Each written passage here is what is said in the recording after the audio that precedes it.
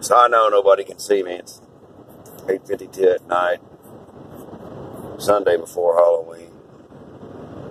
Heading back up here to St. Louis. I was just sitting here thinking. I was watching a sermon and thinking about how Satan just hovers over us, you know. I remember I was sitting down talking to my friend Herman Milton, Pastor Milton, down in Dyersburg, Tennessee. And this was, I don't remember if it was before I made the cross or after I made the cross. I believe it was after. And anyways, we was talking about, I was telling, that was before I'd even made any videos, I believe. I'm sure it was, I'm positive it was before I'd made any videos. Because I was telling Herman that I thought the Lord wanted me to, maybe, make a video or something just so that maybe I could just reach, a couple of people in my family, just maybe one or two people. And anyways, I told him that I was real nervous and a little scared, because, I've lived a life, and myself, just like a lot of other people, we got a past, and I felt like Satan was, I don't know, almost threatening me. Does that make any sense? I felt threatened, and I just knew that if I started posting things about the goodness of God and this and that and how the Lord's, entered into my life and has changed me and accepted me and most of all forgiven me and shown me His love and His grace and His mercy. That anyways, if I started making videos like this, that Satan would surely attack me, and Herman just grabbed my arm real fast, real fast, and he just started praying, and anyways, I don't know, I just wanted to encourage everyone to live for Jesus, live for the light. Fear not the darkness. The darkness has nothing for you.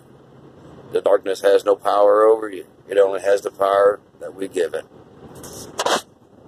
My darkness may be different from your darkness. It's something you got to keep in mind. Everybody's got their own darkness, their own thundercloud that hovers over them. What's your storm? That's what you got to ask yourself. What's the storm you're weathering? I tell you what, as soon as that storm's over that you're weathering, there'll be another dark cloud. It never ends. Satan's been doing this a long time. Long time he's been doing this. He's a professional.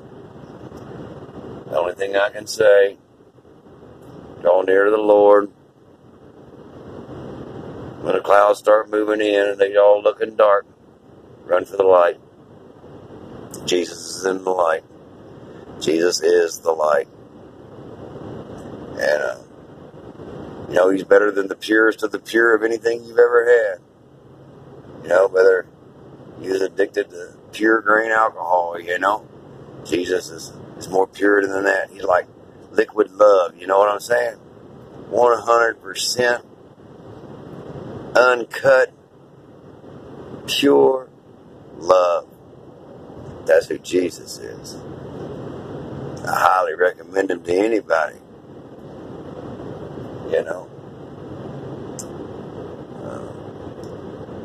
Anyways, don't be afraid. Live for the light. Tell everybody about the good things God's done for you. Maybe if you're backsliding a little bit, just remember the good things God did for you when you called on Him, when you needed Him.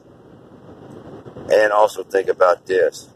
Say there really is a war going on. Maybe there really is, right? I know there is, but I'm just saying in your head, you really don't know. You're kind of on the fence. But think about your life like this. If there really is a war going on, spiritual war, like it says in Ephesians,